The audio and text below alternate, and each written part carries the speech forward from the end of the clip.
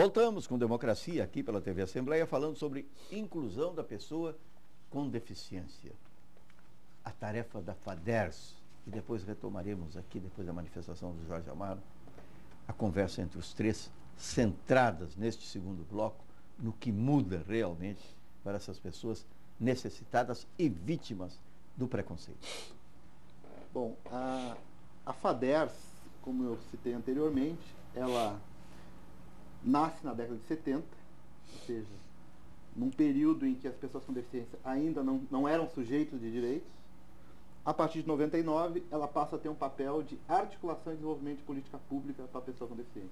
O que é o papel dela? Veja bem, ela em 99, ela já traz essa perspectiva que o Estatuto traz hoje. Que ela diz o seguinte: olha, a pessoa com deficiência não tem que ser somente objeto da assistência. Ela tem que ser objeto de todas as estruturas de promoção. do governo, de promoção. E para ela ser objeto de todas as estruturas, eu não preciso ter uma estrutura do governo que atenda as pessoas, uma específica. Eu preciso ter espaços de atendimento em todas as políticas públicas. Então muda o papel e a concepção da instituição. Ela passa a ter, e foi uma defesa que a gente fez, inclusive no início do governo Tarso, que foi onde a gente transfere a FADERS, ela sai da Secretaria de Estado da Assistência e entra na Secretaria de Estado de Justiça e Direitos Humanos. Por quê? Porque a gente começa a ter a percepção e a entrada da pessoa com deficiência na pauta de direitos humanos, que não é realidade no Brasil hoje. Hoje, no Brasil inteiro, a pauta da pessoa com deficiência está num processo transitório da assistência social para os direitos humanos. Ainda predomina a visão assistencialista. Se nós pegarmos os 26 estados e o Distrito Federal, a ampla maioria ainda é pessoa com deficiência alocada dentro dos órgãos de assistência social. Segregadas. Mas está em trânsito isso. E com o Estatuto, isso não tem mais possibilidade de se tratar a pessoa com deficiência apenas na questão da assistência social. Bom, nesse sentido, então, a FADERS atua basicamente em 4 esferas principais. Atendimento de referência. Ou seja, aquilo que a FADERS iniciou fazendo, ela ainda faz. Mas um atendimento para preparar seus profissionais para o segundo tópico, que é capacitação. Capacitar as estruturas do Estado e as estruturas de fora do Estado para atender, para promover política pública. Uma outra questão importante da FADERS, pesquisa. Promover pesquisa com relação à pessoa com deficiência. O Estatuto traz isso. A gente não tem hoje. Porque como é que você pensa uma política pública? Uma política pública, você escuta a sociedade, obviamente, o gestor vai olhar para o seu orçamento, mas eu tenho que ter também dados técnicos para me subsidiar. Como é que eu vou pensar uma política para a pessoa com deficiência no Rio Grande do Sul se eu não sei quem está empregado, quem não está, se eu não sei o percentual delas que estão na escola e que não estão? Eu preciso de elementos para subsidiar que tipo de tecnologia eu vou utilizar. Então, a FADERS se preocupa com a pesquisa e o eixo que agrega todos esses, a promoção dos direitos da pessoa com deficiência. Ou seja, promoção num sentido de, nesse momento, por exemplo, o Rio Grande do Sul está montando o seu plano plurianual, como todos os estados e o Distrito Federal. O papel da FADERS nesse momento é auxiliar as demais secretarias a pensarem as suas ações. É uma articulação. É uma articulação, é um papel articulador. Obviamente que quem faz a articulação, as pessoas às vezes olham e dizem: pô, mas a FADERS tem pouco orçamento. Mas a ideia dos órgãos que tratam da política da pessoa com deficiência, na perspectiva que o Estatuto da Pessoa com Deficiência aponta agora, não é ter um orçamento volumoso. O orçamento tem que estar onde? Tem que estar no governo como um todo. E aí eu trago o exemplo que a presidenta Dilma, em 2011, lançou o Plano Viver Sem Limite, com um valor inicial de 7,6 bilhões de reais, onde as ações para a pessoa com deficiência não estavam na Secretaria Nacional que trata do tema, mas estavam em alguns ministérios, em 15 ministérios. Interagindo com a maioria dos ministérios. Interagindo com a maioria dos ministérios. É um plano que não dá conta de todas as demandas da pessoa com deficiência no Brasil? Não dá conta. Por quê? Justamente por ser o primeiro. Foi a primeira vez que um governo brasileiro se desafiou a fazer algo de forma a pensar a política da pessoa com deficiência de forma transversal.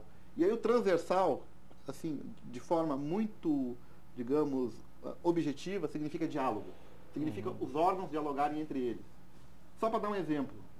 No Brasil, senador Paulo Paim, a média são de 500 mil pessoas que adquirem deficiência por acidentes de trânsito. Eu tenho que promover esse debate do Ministério dos Transportes, com o Denatran, com o Conatran, com a área da saúde, com a área de que promove direito, porque, olha, eu preciso enfrentar isso. É esse diálogo que a gente precisa promover. E é esse diálogo que o Estatuto propõe, e a FADERS está nesse cenário. Eu acho que a FADERS já se antecipou dentro dos órgãos do país, é um dos órgãos que já está nessa perspectiva de promoção de direitos, mas com o Estatuto, esses órgãos, eles ganham outra dimensão. Você dá um dado importantíssimo. Tem um dado que me passaram na Comissão de Direitos Humanos e eu confirmo. Se pegar os últimos quase 100 anos, em todas as guerras que houveram em países no mundo, não morreram tanta gente e tanta gente com sequelas como no trânsito brasileiro. Pode pegar, a maioria dos países do mundo que houveram guerras não morreram no mesmo período tanta gente no acidente, tantas pessoas no acidente de trânsito e ficaram com sequelas. Como as no guerras Brasil. localizadas. Em cada país. Não em cada o país, grande conflito mundial. Não, estou falando em guerra em países. Em países, as localizadas, as exatamente. rebeliões. Né, as guerras internas em cada país não morreram tanta gente como morreu no Brasil ou ficou com sequelas. E só para finalizar essa questão da FADERS, hoje ela está com um lema: acessibilidade e inclusão. Acessibilidade, que significa eliminar a barreira. Ou seja, e a acessibilidade proposta na Convenção da ONU e incorporada no Estatuto, ou seja, eliminar barreiras que impedem as pessoas com deficiência a viverem em igualdade de oportunidade com as demais na sociedade. Ou seja, não é... Então, sempre que você vê... Eu gosto muito de dizer isso, olha, não é favor, é promover direito, é promover igualdade de oportunidade, é promover... Olha, se as pessoas com deficiência são aquelas que menos têm acesso ao mercado de trabalho, tem que ter medidas para que elas adentrem o mercado de trabalho. Por isso que as cotas estão Por isso que existem fortalecidas agora. E a acessibilidade, ela não serve só, senador de Santos, para a questão da pessoa com deficiência. Ela serve para a sociedade como um todo. Olha, o racismo é uma medida que precisa ser enfrentada porque ela impede que os negros vivam em igualdade de oportunidade com as demais. Então, combater o racismo é uma medida também de acessibilidade. E de interesse de negros e brancos. De negros e brancos. Porque se você melhora a integração, a participação, a própria produção da sociedade, incorporando todo o potencial da comunidade negra, todos ganham. Ganha o branco e ganha negro. Essa integração é de interesse de todos. Eu sempre dou aquele exemplo. Quando eu estive na África do Sul, o Mandela no cárcere, eu fui visitar, no fundo de uma igreja, uma articulação de subversão no bom sentido, da ordem constituída pelo governo do Apartheid, e eu achei que ia lá encontrar só militantes negros. Para a alegria minha, ali eu encontrei praticamente a metade de homens e mulheres brancos e negros que estavam ali para articular o fim do Apartheid. Então é de interesse de todos. Eu diria que os mais de 200 milhões de brasileiros têm interesse em combater o preconceito contra o negro, contra o judeu, contra o palestino, e pegar o caso específico das pessoas com deficiência. Isso é o olhar à frente. Como? Isto é o olhar à frente. Olhar à frente. É ter a visão clara da necessidade do compartilhamento. Que o Martin Luther King teve tanto e por isso foi assassinado, onde ele dizia: eu sonho com um mundo onde homens e mulheres possam andar de mão dada, sentar na mesma mesa e comer o mesmo pão. Mas fala, Santos. Não, e pegando o gancho aí do Jorge, do senador e do nosso âncora aí, olha só, o Estatuto da Pessoa com Deficiência, para mim, ele é uma cesta com muitas sementes. Algumas nós vamos semear agora e já vamos colher ali na frente. Outras, como eu disse para o senador Paulo Paim, falava hoje no carro, outras nós vamos colher mais na frente. Agora, existem algumas sementes que nós temos compromissos de semear e que não seremos nós que vamos colher. Então, o Estatuto, ele está, né, se prestando para isso. Aí o senador disse: então é o araucária que eu estou semeando. Né? Porque eu não já lembrei do pinhão. Eu gosto muito de pinhão. E araucária eu gosto muito porque na Lagoa Vermelha, lá era uma das bases e origens dessa árvore tão gloriosa. Né? Ali para aquela região linda. De São Francisco. Bom Jesus é onde é a minha origem também, muito pinhão. Eu adoro pinhão, pinhão assado, pinhão com massa. Mas aqui nós vamos falar da pessoa com deficiência. E de um município lindíssimo, e uma claridade fantástica, insuperável, que é a Esmeralda. Esmeralda. Ali entre a Lagoa Vermelha e Bom Jesus. Naquela região de Bom Jesus. Eu sou ali do Silveira, da Barroca, do Tudo Azul, aqueles campos belíssimos, aqueles rios de água bem transparente, onde eu pegava lambari. E nessa época, brancos, né, da geada. Com certeza, branquinho. E aí o que é importante aí nessa participação aí da FADERS, através do Jorge, né, que a FADERS é a coordenadora dessa política no estado do Rio Grande do Sul. Né, e ela vai poder agora, com mais firmeza... Instrumentalizada, né? Com o estatuto se instrumentaliza e não fica só na vontade política. Dá uma pincelada também no CONAD a nível nacional. Isso, né? O Jorge era secretário lá. Ah, bom, ele conhece Jorge, tudo do CONAD. O Jorge era secretário. Que é um órgão nacional, né, de articulação. Fala, Jorge. A política da pessoa com deficiência no Brasil hoje, assim, ela tem, então, os órgãos gestores, né, que, no caso, a FADERS é um órgão gestor. Nós temos 3 secretarias de Estado, São Paulo, Amazonas e Piauí, são os 3 únicos estados do país que têm secretaria da pessoa com deficiência. 3 estados têm fundações, no caso Rio Grande do Sul, Santa Catarina e Paraíba, e os demais estados, um é assessoria, outro é coordenadoria, outro é superintendência. O que nós temos de avanço dessa última década? 100% das unidades federativas têm conselho da pessoa com deficiência. Todos têm conselho. Estadual ou, no caso do Distrito Federal, distrital. E temos o Conselho Nacional dos Direitos da Pessoa com Deficiência. E aí nós temos que fazer uma referência aqui, né? Se não podemos, acho que a gente sempre tem que lembrar os protagonistas.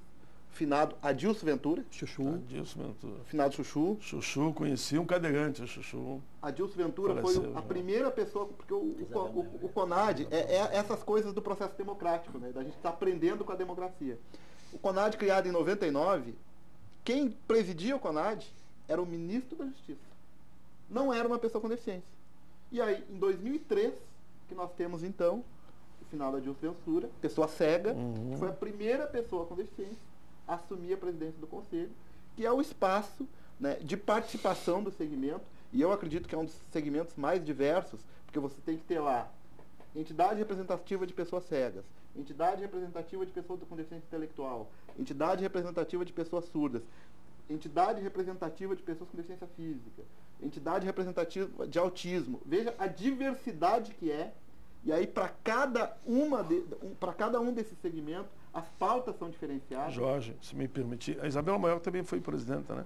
Da CORD. Da CORD. Foi da coordenação. Isso, coordenador da CORD. Mas eu tive, calcula, com essa diversidade que ele falou, aí um dia me convidaram para mim defender o Estatuto do Pessoa com Deficiência nesse espaço.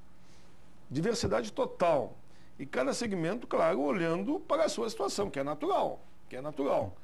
Mas foi um debate assim que eu nunca levei um calor tão grande para explicar cada detalhe, onde é que estava, onde não estava. E saímos de lá com aquela ideia, então, de que teria que haver 5 encontros regionais em todo o país. Foi criado pelas entidades. Mas olha, um mais preparado que o outro. Regionais e setorizados. Eu não sei, ó, eu gostaria de estudar incrível. isso. Mas eu não sei se teve um projeto de lei que tivesse esse processo. Não. Porque o Estatuto... Esse debate foi o mais debatido. Teve um grupo de trabalho do CONAD que promoveu 5 encontros regionais. Esses 5 encontros regionais trouxeram um relatório. Após esse relatório, isso foi em 2009, o relatório apresentado em 2010. Em 2013, foi apresentado um outro relatório de um grupo de trabalho, e aí eu acho que isso é um aprendizado para a democracia, assim, porque esse grupo de trabalho envolvia a Frente Parlamentar Mista de Defesa dos Direitos da Pessoa com Deficiência, ou seja, tinha representantes do Senado, da Câmara, tinha juristas, tinha pessoas com deficiência e tinha representante do governo. Esse grupo produziu o relatório de 2013, que foi base do texto. E tem que lembrar que a Maria do Rosário cumpriu um papel. Ela era ministra dos Direitos Humanos na época, ela participou como coordenadora desse grupo. Eu tinha 2 assessores do meu gabinete que estavam lá de forma permanente. Às vezes ia o Santos, senão era o Luciano e a Lone, né? E tinha a Samanta lá atrás. E a Samanta também, que era cadeirante. Foi fundamental nesse sentido. A liderança da ministra Maria do Rosário, secretário nacional Antônio José. Ou seja, um processo extremamente democrático. E veja bem que aqui, quando a gente fala, a gente não tem problema nenhum de dizer Maria do Rosário do PT, muito bem. A Maria Gabrilli do PSDB. Flávio Arnes do PSDB. Rosinha da DEFAL. PTB, se não me engano, Rosinha da Defol. Enfim, os mais variados partidos estavam ali. Romário, do PSB, né? Então, não teve, felizmente, nesse debate desse estatuto, aquela questão ideológica partidária. Nem em momento alguém entrou no campo partidário e que isso interessava mais a Pedro ou a João. Interessava somente as pessoas. Entraram em campo todos os partidos? Todos. Dá para dizer que todo mundo deu a sua colaboração, claro, uns mais, outros menos, pela sua identidade histórica com a causa. E o que é importante, Jorge, que muitos não sabem, que o Estatuto da Pessoa com Deficiência, ele vem antes da Convenção Internacional, e eu acho que por isso que a Convenção Internacional ela foi muito bem aceita pelo movimento, porque o Estatuto ele teve que recuar e se tu pegares os 40 ou 50 artigos da Convenção, todos eles são oriundos do Estatuto da Pessoa com Deficiência, que teve lá parar para dar fôlego e força, e a gente teve que se mobilizar para a Convenção Internacional. Então, o Estatuto da Pessoa com Deficiência, através deste movimento, ele ajudou a Convenção Internacional a também a se popularizar. E ficou em total sintonia, né? Total. Foi uma exigência dos movimentos. Do movimento. O Estatuto ele acaba colocando na agenda o tema no Brasil. Acho que esse é o grande... Se pensar assim, qual seria o grande legado do Estatuto, é colocar o tema na agenda, colocar na agenda política do país. E, se nós analisarmos, em 2003, nós tínhamos 75 conselhos municipais de direitos da pessoa com deficiência no Brasil. Hoje, nós temos tranquilamente em torno de 600 conselhos. Óbvio que se nós olhar para um universo de mais de 5 mil municípios no Brasil, a gente precisa avançar muito. Mas a gente teve, nesse período do Estatuto de discussão, a minha cidade natal, Mostardas, tem um conselho municipal, tem uma pessoa com deficiência protagonista e exigindo seus direitos. Então, o Estatuto, associado à Convenção, associado a esse processo, ele estabeleceu nas pessoas esse sentimento de busca por direitos. Se eu permita que eu faça uma questão de justiça, São eu sou muito benefícios, pela questão...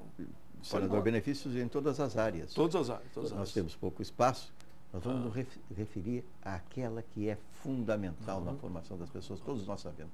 Precisamos atacar os problemas da educação, da saúde, da segurança, dos transportes, da mobilidade urbana, mas na educação, o que fica assegurado pelo Estatuto?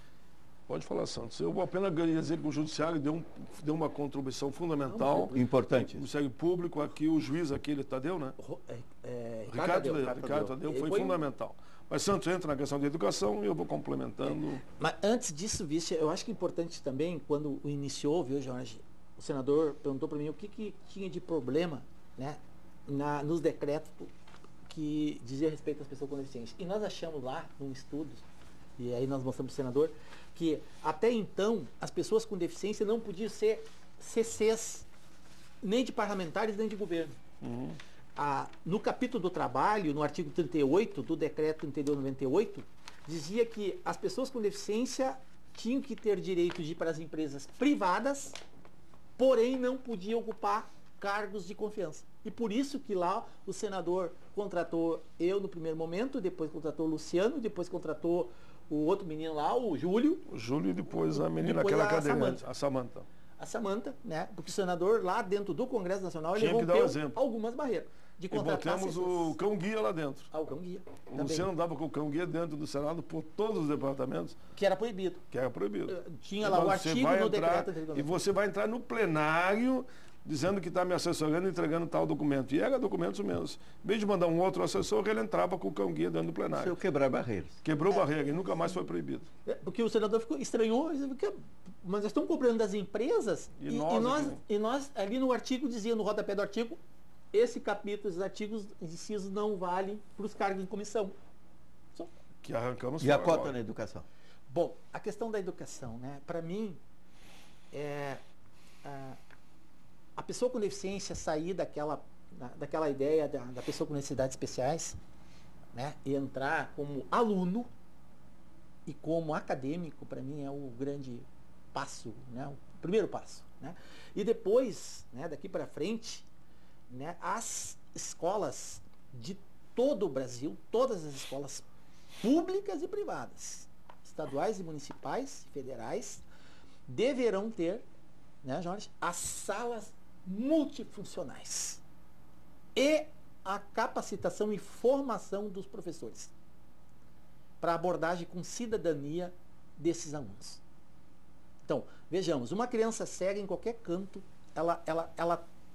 o município ou o estado, e já estão se prevenindo para isso, deverá ter lá a impressora em braille, deverá ter a regra de Ponson, deverá ter o professor, né, preparado para abordagem com cidadania. Então, na área da educação hoje, a pessoa com deficiência deixa de ser cliente, como até então, né, Jorge, que tinha essa Sim. palavra. E tem as cotas também, né? E tem as cotas. Tem as cotas. Acho que o Santos aborda muito bem isso.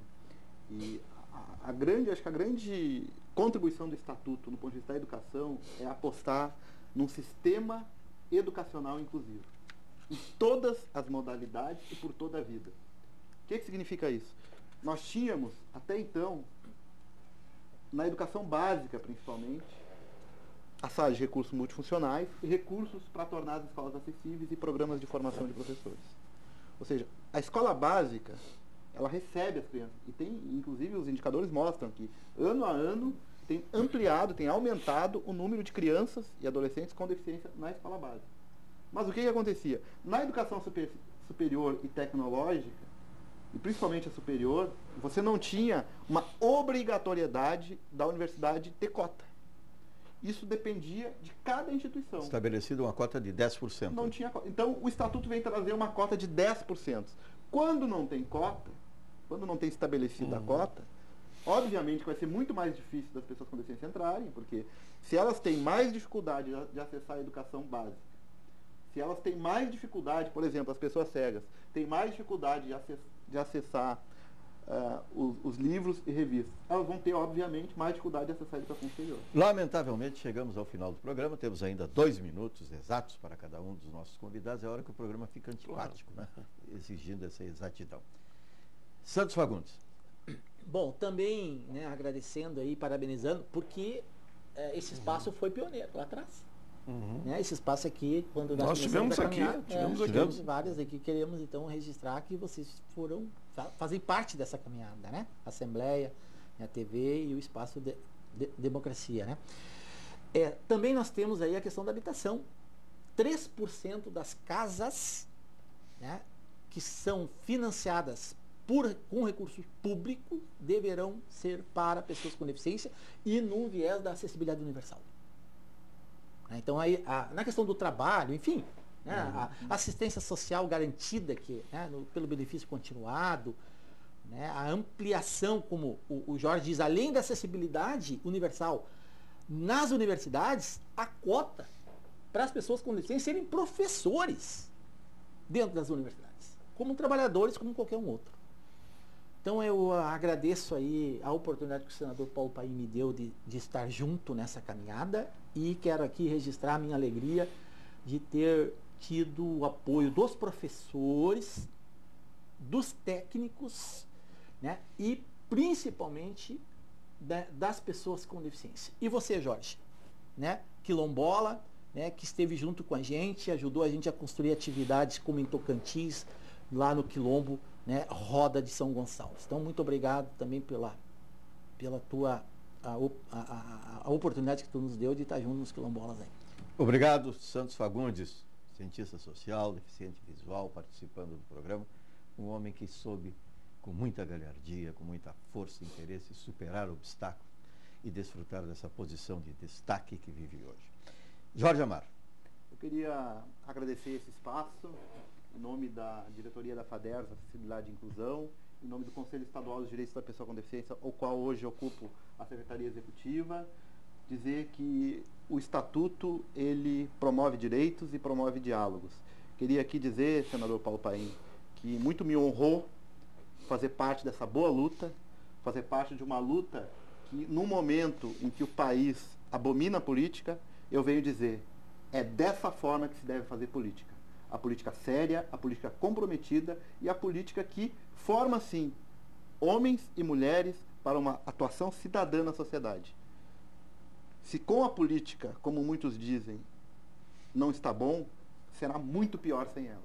Então, o Estatuto a história do Estatuto, a história de luta do segmento das pessoas com deficiência, ela forma pessoas como eu, que não tenho nenhuma deficiência, que não tenho ninguém na família com deficiência, mas que, com esses diálogos, eu me proponho a estar do lado das pessoas que mais precisam. Então, debates como esses são fundamentais para que sejamos cidadãs e cidadãs de um mundo melhor para todos. Muito obrigado. Muito obrigado, Jorge Amaro, da área técnica da FADERS, de muitos títulos e história em defesa das posições que expõe aqui agora e também pela participação na concretude desse estatuto, que é, acima de tudo, um estatuto de oportunidades, para que as pessoas possam ser absolutamente iguais. Não seja apenas uma postura discursiva, mas sim a destinação de um elenco de capacitação e de resultados que trazem o melhor para termos efetivamente uma sociedade de compartilhamento. Senador Paulo Paim. Queria primeiro cumprimentar muito aqui o Santos Fagundes, o Luciano, toda a equipe do nosso gabinete e o Jorge Amado, que aqui representa a sociedade civil organizada e, como ele disse, ele não é uma pessoa com deficiência, mas integrado nesse bom debate e nesse bom combate, né? O combate do bem para milhões e milhões de pessoas com deficiência. Claro que o Santos cumpriu um papel me representando em inúmeros espaços, em mais de 1.500 reuniões, e por isso que eu faço questão de, quando eu estou aqui no Rio Grande do Sul, quando eu vou para a imprensa, que ele vá junto. Porque ele sabe, como é que chama, onde dói mesmo a questão específica da pessoa com deficiência, como lá em Brasília é o Luciano que me acompanha nos debates que eu faço junto à imprensa, que esse espaço é deles. E nós somos uma ferramenta, digamos, nessa construção coletiva. Mas eu queria destacar rapidamente duas questões ainda, me permita, Batista Filho, que é o espaço nos hotéis. Nós, baseado numa visão internacional, inclusive, garantimos que 10% dos espaços nos hotéis são para as pessoas com deficiência, ou seja, o hotel tem que estar preparado para receber as pessoas com deficiência. E alguns dizem, mas 10% é muito, olha, o idoso precisa desse espaço também, com aqueles apoios nos banheiros, por exemplo, enfim, com toda a sensibilidade. E falar também ainda do mundo do trabalho, que agora a cota, digamos, é até 5%, não mudou, mas empresas sem trabalhadores terão agora incentivos fiscais para também contratarem pessoas com deficiência. Isso, para mim, é fundamental. E no ensino técnico, falando também de educação, teremos também cota. Enfim, o estatuto é esse, essa capa que mostra a natureza, é porque a natureza respeita a diferença e todos terão que respeitar também, copiando a natureza, as diferenças de toda a humanidade. Obrigado, senador Paulo Paim, pela participação no Democracia. Esperamos contar com a sua presença em outras oportunidades. Muito obrigado.